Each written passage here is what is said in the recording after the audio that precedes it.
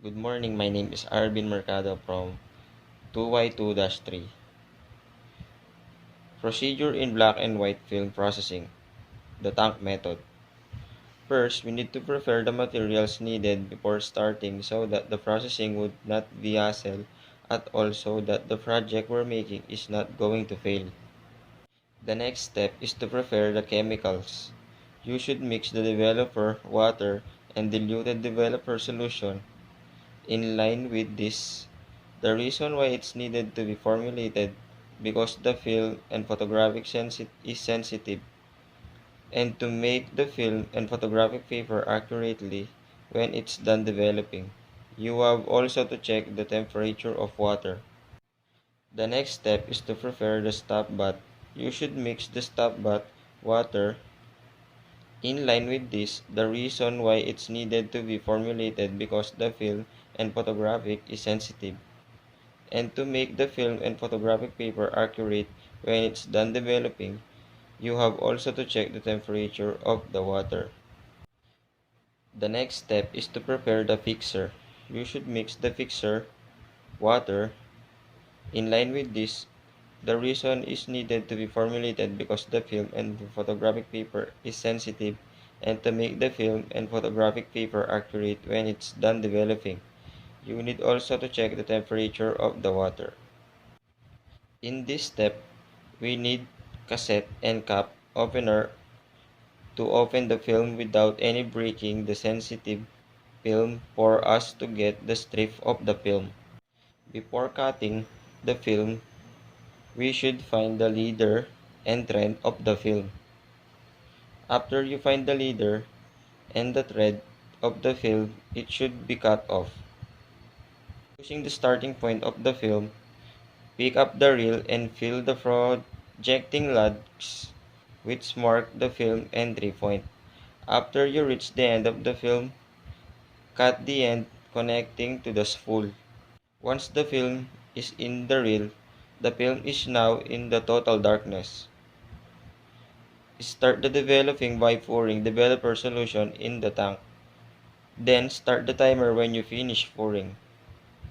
Agitate for 10 seconds and repeat every minute for between 2 and 5 minutes.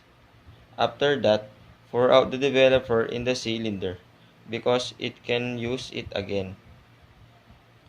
Now, the stop bath. Start the developing by pouring stop bath in the tank.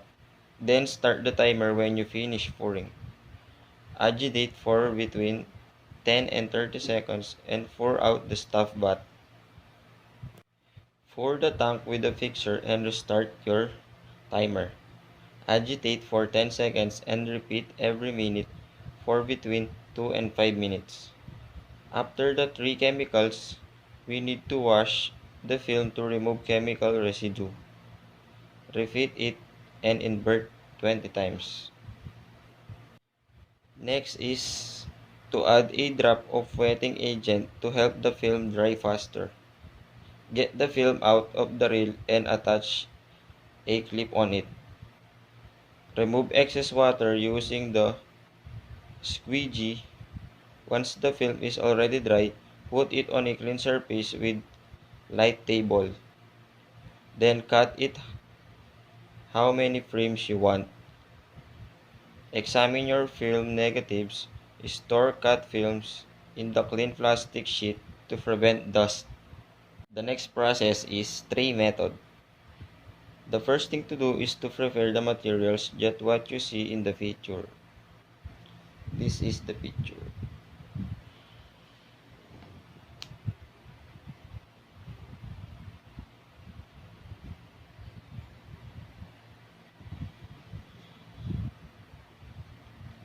Before anything else, we need to prepare the formulated chemicals like developer, stop bath, and fixer.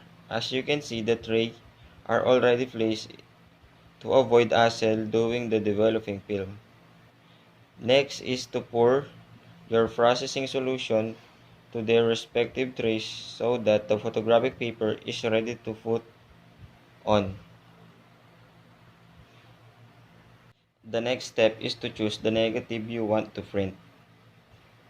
In this step, Use a proper brush to remove any dust to prevent the damage of the film. Place the negative carrier in enlarger and slide the carrier into place to focus the image. In this part, you should switch on the safe light and switch off the Lightroom. When printing, you should set a timer to prevent the damage in photographic paper. Take your sheet over to your trace of developer and slide it quickly and smoothly into the developer. Then start the timer and watch your image appear. After 60 minutes, use a pair of tongs to lift the paper out and slide into the stop button. Don't be tempted to remove the print too soon. Take your sheet over to your trace to stop but slide quickly smoothly into the stop but. Do not touch the stop but solution with your tongs to avoid contamination. After 10 seconds, use a second pair of tongs to transfer the print to the fixer. Take your sheet over to your trace of fixer and slide it quickly and smoothly into the fixer.